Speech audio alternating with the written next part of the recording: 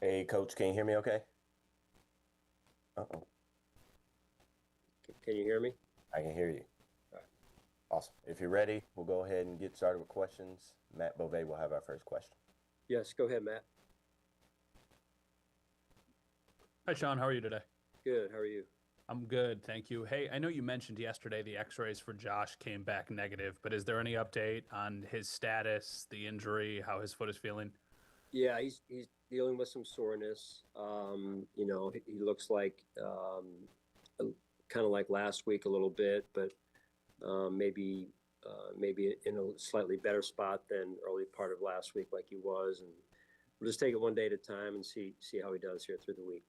I know we talked to you less than 24 hours ago, so I don't know how much of an update you would have, but is there a plan for this week of what it looks like with the normal starters, giving guys a little bit of rest before you head into the playoffs? What is your mindset as you head into this Yeah, week?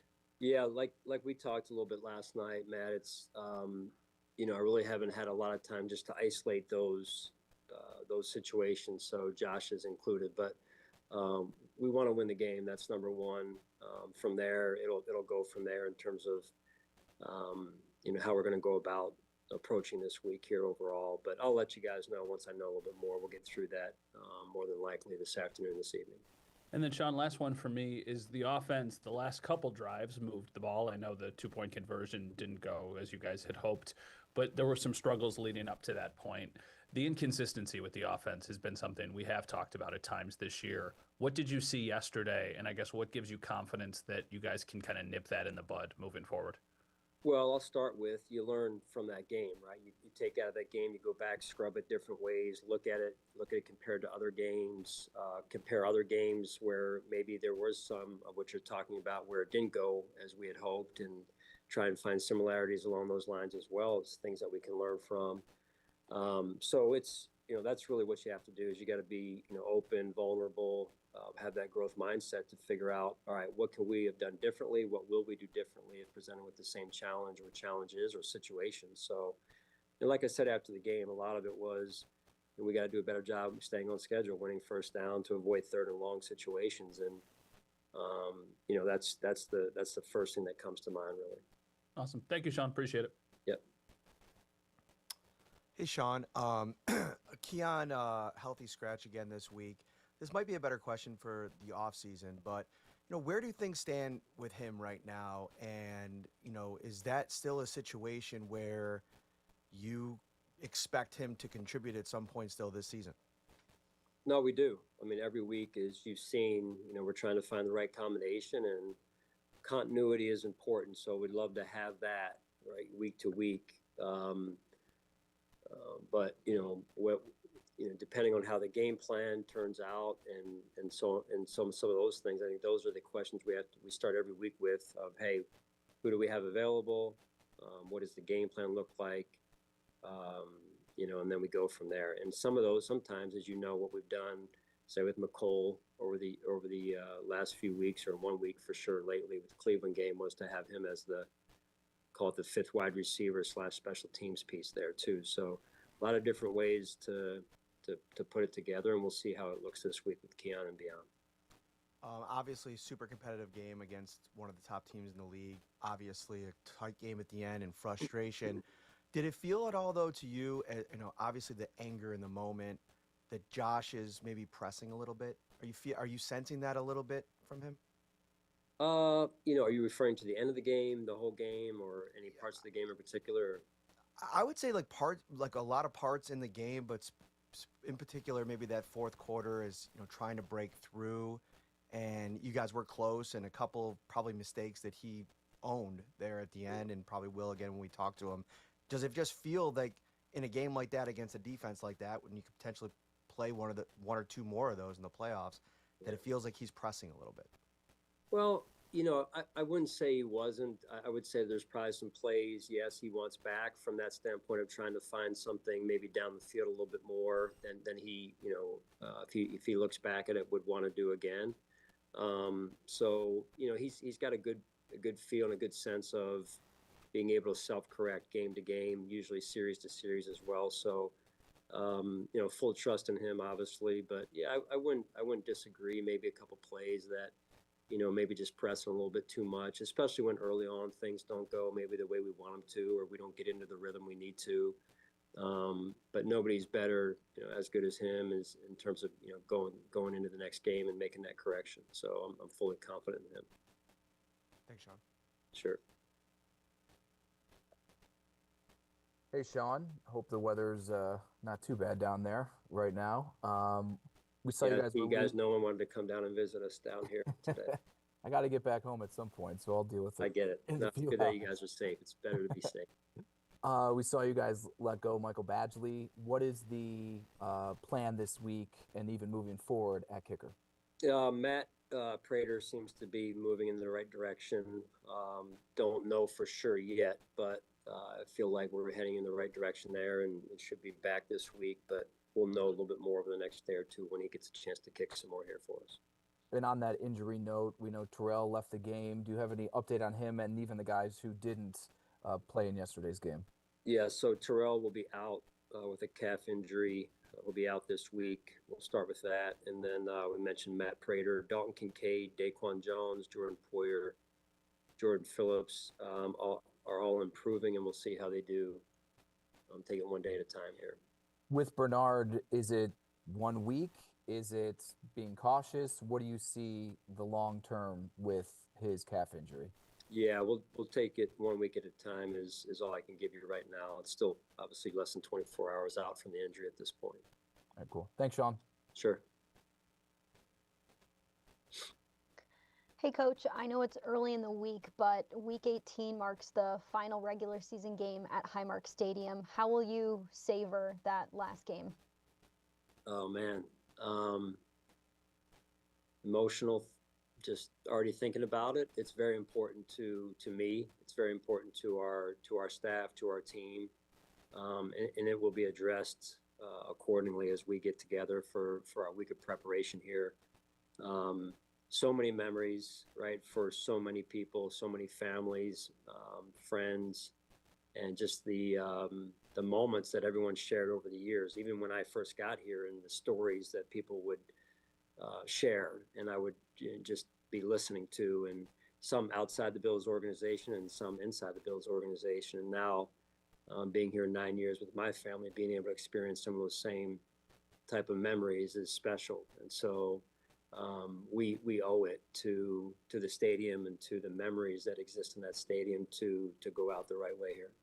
What game or memory sticks out the most at this point? I would say a couple games. Baltimore, I would say the 2020 COVID divisional game was a big one for us. I think Taryn had a pick six in that game, which pretty much sealed the deal. And that was a memorable one, going to the AFC Championship game the first time. We were kind of on the climb in 2020 for the first time there. And, just a lot of other games, too, that come to mind. The New England playoff game where I can't remember what the final score was, but it was ended up being a pretty significant difference in the score. And so a lot of great memories, some divisional championships won there or sealed there. So it's been great. The fans have been phenomenal. And, I look across out my window and I see the stadium. And I'm just like, it's almost, like I said, I don't want to say sad because it's not a sad day, but it is a little bit sad. And I'm emotional about it. Even just being in my locker room, I was taking some time last night and just kind of looking around. It was just when I was the only one there at that point. But yeah, it's, life moves fast, and it's been a special place for a lot of people. Appreciate it, Coach. Sure.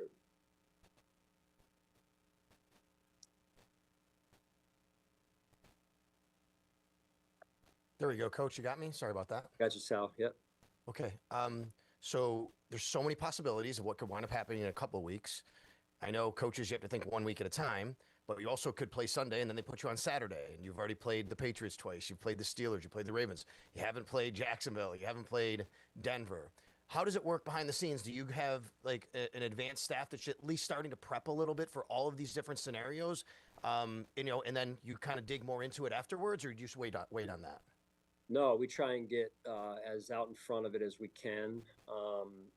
This year, it seems like there's a lot more combinations of who we may play in the first round versus other years. So makes it a little bit more challenging, but all hands on deck. So our quality control coaches, some of the assistants as well will get involved in trying to, break down some of the opponents that we may not know as much about to this point this season, and then make sure we're prepared for the 2 to 3, 3 to 4 combinations of who the first opponent might be for us.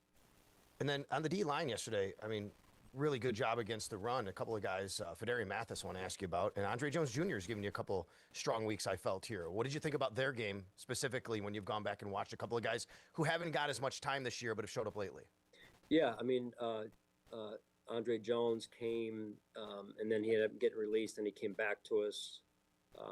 So he's probably been here a total of, I'm guesstimating 5 weeks, maybe roughly, all told. And he's played now 3 of those weeks, 2 on defense and 3 on special teams. So he's done a nice job. He brings a good amount of energy to our team, to our defense. He's been assignment sound for the most part. And then we call him Slim Phil. Slim Phil is, again, added to our team, I think, after the cut down, somewhere thereafter. And he's done a good job of learning the system. And then when healthy, he's done a good job for us. And he had that small window of time where he was unhealthy and injured. But, he comes to work every day ready to work and has done a good job for us. I got one more. I'm sorry. If you look back on yesterday's 2-point conversion, now you've had a chance to kind of reflect on everything. You take it all back in. Can you kind of just walk us through the decision and everything that went into it and how you feel about it? Yeah. And listen, every decision, every situation is slightly different. So not a blanket statement that it's always going to be, we're always going to go in this direction with the decision we went with last night. But, I really felt like last night the right decision was to go for 2 right there, partially because we hadn't had a lot of success getting down there to begin with. And in fact, that drive, it took a 4th and 10 or 4th and 8 hook and lateral type of play to get us down there. And, we had missed the extra point early in the game or got it blocked and felt like, hey, we get a chance to win the game right here, put the ball in the hands of our best player from the 2-yard line. I like those chances. So obviously it didn't work out. I shouldered that responsibility. But again, I felt like in that situation, at least, it was the right direction to go for our football team. Okay. Thanks, Sean. Hi, Sean. I know that, Cam Lewis has been around you guys for a while. There's a lot of confidence in him, but I mean, Jordan Poyer not playing, that's a lot of experience. A guy with a lot of resolve. I'm curious what you saw from Cole Bishop yesterday in that game with Jordan out and how Cole kind of handled himself, especially that's a really difficult assignment to play that offense. Yeah, it is. I mean, they're a good offense. It's very talented. I thought all in all, our defense really stepped up and made some key stops and gave us a chance, especially down the stretch. So, I tip my cap to those guys and the staff that way. And now it's what we do. How do we build on it? And, Cole was out there, hadn't played with Cam necessarily for any, period of time, I would say. And I thought from a mental standpoint, those guys were pretty good back there. There's some things that I know that they want back as well. And you're always trying to improve every week. That's the goal. And some plays you want back and others, you can build from. So it's kind of a one game at a time approach, but he continues to move in a good direction for us. And the more physical he plays, the better we'll be. What can a young safety learn from getting put in a position where you're playing with somebody different in that spot? Yeah, geez, it's not ideal. I mean, I think we've had, T-Rap, DeMar, Jordan, and now, so you're talking about, Cam is 4, I guess, at this point. But Cam's a good football player, and those guys know each other. They've been in the same meeting room for now. Cole's been here a year and a half or plus, so about 2 years. So it's not easy, but certainly appreciate their professionalism and their ability to work through. And I thought overall, like I said, the defense played well. Thanks, Sean. Sure.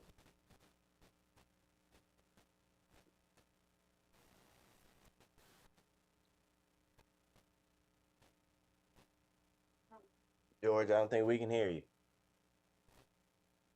We're going to circle back to you. Hey, Sean. Just wanted to follow up on you were talking about last night in the stadium. What time did you get out of there? I don't know. I think it was like 10 o'clock, maybe something like that.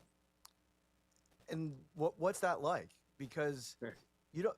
I think a lot of longtime Bills fans probably think about all their memories, and you've kind of had like this sustained success here, and 10 years of all of these memories, playoff games in that building. I mean, can you take me a little bit more into just what this next week's going to be like? Ramping up to potentially the last game in there. Man, emotional. It'll be emotional. Even for me, who, I've been here, like I said, 9 years, and there's a lot of people who have been here a lot longer than me and my family. So sometimes I think about that as well, like what this place and that stadium means to me, and then I think about the people who have been here, 3 times as long as I've been here, and the memories that they've built, and how emotional it'll probably be for them. And what's interesting and kind of unique is before a game, before a game, like the hay's in the barn, all the prep work is done, and you end up, I do at least, you get dressed in your locker room and you're going through last minute reminders, shuffling through the different papers and reminders and whatnot. And then it's just you and time before opening kickoff. And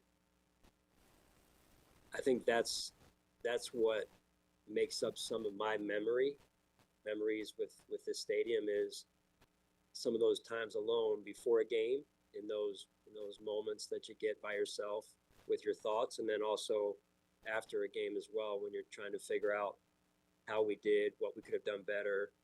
And a lot of the locker room is cleared out, to your point, and it's just you. And so I found myself, as I think I'm one of the last ones to actually get a shower and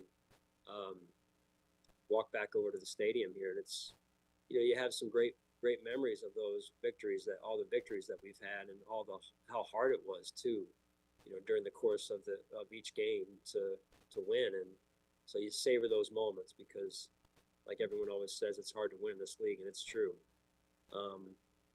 But that stadium has been really good to us. It really has. And, I know I'll miss it, and I'm not, like, as I said before a few weeks ago, I'm not in a hurry at this point. I know this weekend's the last game, but I think we all need to enjoy every last minute of it. I know fans are arranging to take the seats, trying to get that set up. Is there anything that you're going to try to take from your locker room or anything like that? Are they gonna do like metal detectors outside, so no one's bringing wrenches from their garage to walk out of here with seats in their hands? They might have to. I know. Yeah. I'll maybe I'll do the same thing. Awesome. Thanks, Sean. Yeah, sure. Good afternoon, Coach. How you doing? I'm doing well. How are you? It's Pat Freeman from the Buffalo Criterion newspaper. I just want to ask you, I know it is going to be an emotional moment for you. This is your 9th year. But I want to ask you about that first draft class. That first draft class, how influential they've been on your stay here and your career. You're talking about Matt Milano, Deion Dawkins, Tre'Davious White. And a lot of people have forgotten that that was not only your first draft class, but you did that draft with Doug Whaley, and then he was let go afterwards. But how influential was that first draft? And you made a strategic decision in getting Josh Allen, but you had an opportunity to get Pat Mahomes. Have you ever thought about that at all with that first draft? Well, yes, listen, we found a lot of good players in that draft. Credit to Doug and his staff that were here. And you think about the guys that are still around, or the impact some of the guys that are around or that are not around anymore. But even you look at the free agency class that we were able to bring in that year: Micah Hyde, Jordan Poyer, and then the draft class, to your point, of Tre'Davious, Matt Milano, Deion Dawkins, just to name a few, right? And there's still a couple other guys still playing in the league, So those guys that are still here with this, what an impact they've made and mark on our organization. So I'm indebted to those guys and very appreciative. And my last question to you, you had brought up the Patriots playoff game in the stadium. I thought one of the greatest defensive plays I have ever seen in my 31 years of coverage was that Micah Hyde interception. Can you just tell me about that play? Well, it's hard to talk about it because I was just without words trying to describe how he made that catch. And I think we were up 7-0 at the time, and they throw deep and take a shot. And I'm like, oh man, this is about to be 7-7. And Micah comes out of nowhere and goes up, and at the same time disappears behind my line of sight. And they're yelling from the press box, he caught it. And I'm like, what? Like, he caught it. I'm like, are you sure? And they're like, he caught it. And so what an incredible play. One of the best plays on the ball, to your point, I think I've ever seen. So just special. Well, that's my last question to you. Thank you so much for 9 years, 8 out of 9 years in the playoffs. I was part of that 17-year drought, and your coming has been a blessing, and I appreciate you. Thank you, Coach. Thank you for saying that. I appreciate it. It's been a blessing to be here. Yes, indeed. Good afternoon, Coach. George Redney, Challenger Community News. Good afternoon to you. Good afternoon, George. How are you? Great, doing well. 2 questions for you. One, back to the Atlanta Falcons game when in pregame warmup, Daquan Jones was injured during pregame warmup. And my first question is, why is it the league allows if someone's hurt during pregame warmup that you could activate someone from your inactive list of the practice squad 15 player list that before when someone's injured during pregame? And then for the playoffs, is it unlimited use of your practice squad during the playoff season? Yeah, I'll start with that. Great question. So in the playoffs, it is these guys currently get 3 ups, right? We call them ups for activating to an active roster on game day. So it wipes the slate wipes clean and they start all over again. Okay. And then the other question was about DQ and him getting injured in pregame warmups before the Atlanta game where we couldn't use him. That's probably a competitive situation where the league wouldn't want people to take advantage of that one way or the other. I don't want to speak for the league, but it does make sense when you think about it. The hard part of that was you're down a player, in particular a defensive lineman who's in your starting rotation or just your rotation overall, and you're down a player at that point, a body, for lack of a better way of explaining it. So yeah, it's not as clean as you'd like it to be, but I think I do understand why the league has it the way they do from a competitive standpoint. So you're saying now the slate is clean now, and I believe you would have to play 3 games to get to the Super Bowl. So would those players still be eligible to play in the Super Bowl after the three elevations in the playoff run? You know what? I'd have to look into that. Right now, I'm just focused on taking it one game at a time. So all I know is all the guys will be up for that first game if we need to use them right there. Okay, yeah, these rules. I tell you, I was wondering why they.